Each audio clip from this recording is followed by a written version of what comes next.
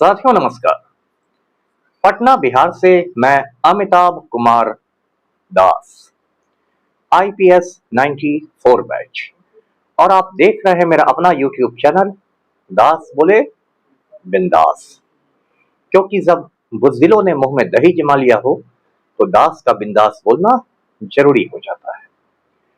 साथियों, बांकीपुर उपचुनाव में भारतीय जनता पार्टी की चटनी बनने वाली है, भुर्ता बनने वाला है, कीमा बनने वाला है। और 15 अगस्त के पहले बिहार का 7वीं फेल मुख्यमंत्री सम्राट चौधरी अपनी कुर्सी से हट जाएगा।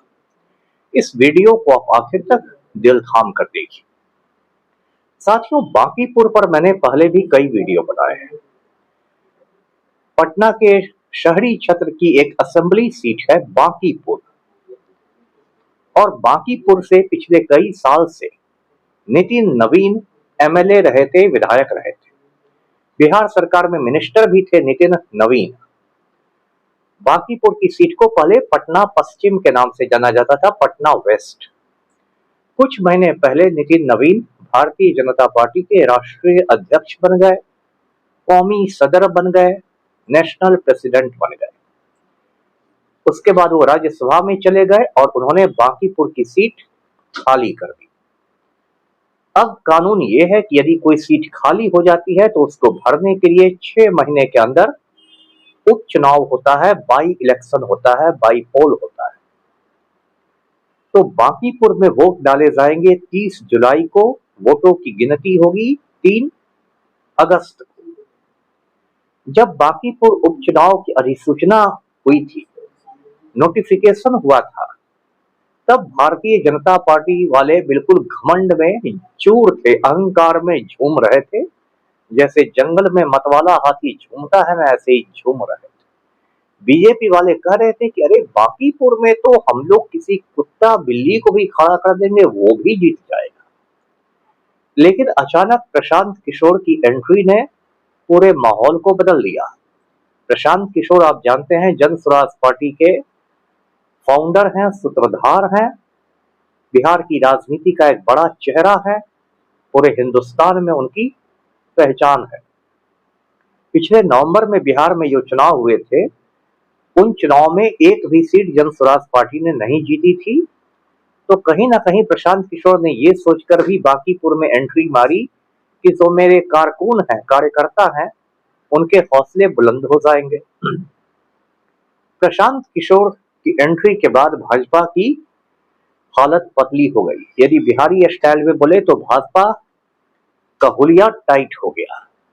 उसके बाद बीजेपी ने एक के बाद एक घबराहट में फैसले लिए। पहला फैसला लिया बीजेपी ने कि अपना उम्मीदवार बदल दिया। पहले भाजपा प्रत्याशी था अभिषेक सिन्हा बंटी को हटा दिया गया, जबकि उससे नामांकन कर दिया था, पर्चा भर दिया था, और नीरज सिन्हा को उतारा गया। ये भी एक मूर्खी आदमी है जिसको बिहार में बकलेल कहते हैं। उसके बाद फिर भी बीजेपी को लगा कि बात नहीं बन रही है, तो जन स्वराज पार्टी में तोड़ फोड़ मचा दी गई। एक केसी सिन्हा था, खुद को गणितज्ञ कहता था, मैथमेटिशियन। उसने जन स्वराज पार्टी को छोड़ के बीजेपी का दामन थाम लिया। फिर भी बीजेपी को लगा कि बात कुछ बन नहीं रही है। तब बीजेपी ने जनशक्ति जनता दल की जो उम्मीदवार थी वीणा मानवी, उनका पर्चा रद्द करवा दिया। वीणा मानवी वैश्य बिरादरी से आती हैं, तो बीजेपी को लगा कि इनको मैदान से हटा देने से कुछ वैश्य वोट हमें मिल जाएंगे। तो एक फालतू आधार पर वीणा मानवी का नॉमिनेशन रिजेक्ट कर दिया गया। फिर भी बीजेपी को लगा कि अभी भी मामला बन नहीं रहा है, तो प्रशांत किशोर की घेराबंदी के लिए 40 स्टार प्रचारकों को, स्टार कैंपेनर्स को उतारा गया। जैसे महाभारत में हम लोग किस्सा पढ़ते थे कि अभिमन्यु को घेरने के लिए कौरवों ने चक्रव्यूह रचा था, तो ऐसे ही प्रशांत किशोर को घेरने के लिए भाजपा ने 40 स्टार प्रचारकों का चक्रव्यूह बनाया। फिर भी बीजेपी को लगा कि भाई इससे भी मामला बन नहीं रहा है। तब बीजेपी ने क्या किया कि जन स्वराज पार्टी के एक नेता हैं, उनका पटना में एक होटल है, उनके होटल पर इनकम टैक्स का रेड करवा दिया। आयकर का छापा पड़ गया। अब टाइमिंग देखिए, इनकम टैक्स वालों की नींद भी तभी खुली जब बांकीपुर में उपचुनाव आया। इतने बरस से इनकम टैक्स वाले कुंभकर्ण की निद्रा में थे। तो खैर, इनकम टैक्स डिपार्टमेंट तो बीजेपी का पालतू कुत्ता है, उससे उम्मीद भी क्या कीजिएगा। तो इनकम टैक्स रेड हो गया। फिर लगा बीजेपी को कोई मामला इससे भी नहीं ठीक हो रहा है। तब बीजेपी ने क्या किया कि सम्राट चौधरी, जो 7वीं फेल मुख्यमंत्री हैं बिहार के, वजीर आला हैं, उनसे भरत तिवारी के परिवार वालों को मिलाया गया। आप जानते हैं कि 17 जून को सम्राट चौधरी ने ही भरत तिवारी का खून करवा दिया था। और भरत तिवारी की फैमिली से मिलने के बाद सम्राट चौधरी ने 2 ऐलान किए। एक तो जगदीशपुर के एसडीओ का ट्रांसफर कर दिया गया, दूसरा जगदीशपुर के एसडीपीओ की जो नई पोस्टिंग हुई थी, उस नई तैनाती को रद्द कर दिया गया। तो ये काम भी बीजेपी ने कर लिया। फिर भी बीजेपी को लगा कि मामला बन नहीं रहा है। तब बीजेपी ने क्या किया कि घर घर में जीविका दीदियों को भेजना शुरू किया। जीविका दीदियां घर घर जाकर बोलने लगी कि यदि आप भाजपा को वोट नहीं देंगे, कमल छाप पर बटन नहीं दबाएंगे, तो जितने सरकारी लाभ आपको मिलते हैं वो सारे बंद हो जाएंगे। गवर्नमेंट स्कीम्स के आपको कोई फायदे नहीं मिलेंगे।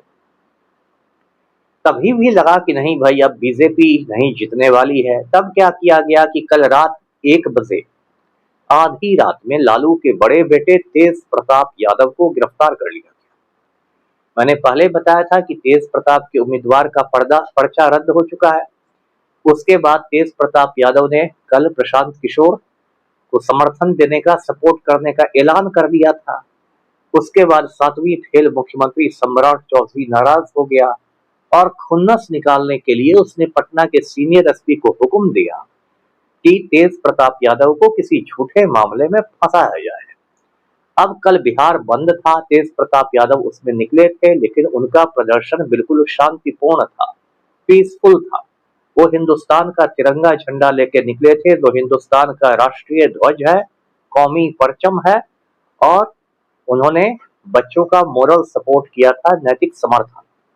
तेज प्रताप ने कोई भी हिंसा नहीं की थी, लेकिन 7वीं फेल मुख्यमंत्री के हुक्म पर पटना के सीनियर एसपी ने तेज प्रताप पर झूठे मामलों में एफआईआर करा दिया और आधी रात में तेज प्रताप को इस तरह गिरफ्तार किया गया जैसे कि वो कोई बहुत खूंखार दहशतगर्द हो, आतंकवादी हो, और उनको बेऊर जेल भेज दिया गया। तो इस तरह पूरे भाजपा में एक आतंक की स्थिति है, पैनिकी स्थिति है। और नितिन नवीन, जो भाजपा का राष्ट्रीय अध्यक्ष है, कौमी सदर है, वो लगातार पटना में कैंप कर रहा है।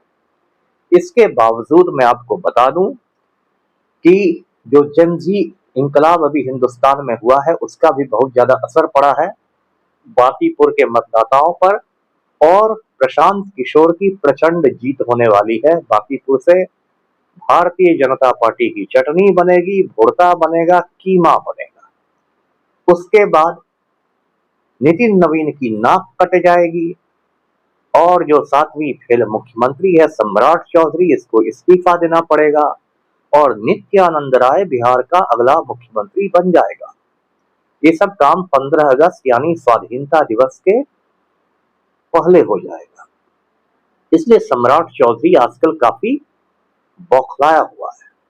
कल सम्राट चौधरी की पुलिस ने सीवान में बच्चों पर AK-47 से गोलियां चलाई। लगता है आतंकवादियों से ये लोग निपट रहे हैं। तो साथियों, बांकीपुर के मतदाताओं, वोटर्स को एक बार फिर मैं अपील करता हूं कि अपना वोट प्रशांत किशोर को दें। स्कूल बैग छाप पर, ईवीएम में नंबर 9 पर यह चुनाव चिन्ह आपको मिलेगा, क्रमांक 9 पर, और भारतीय जनता पार्टी को हराकर इन राम भक्तों का अहंकार चूर करें, घमंड को खत्म करें। धन्यवाद। जय हिंद।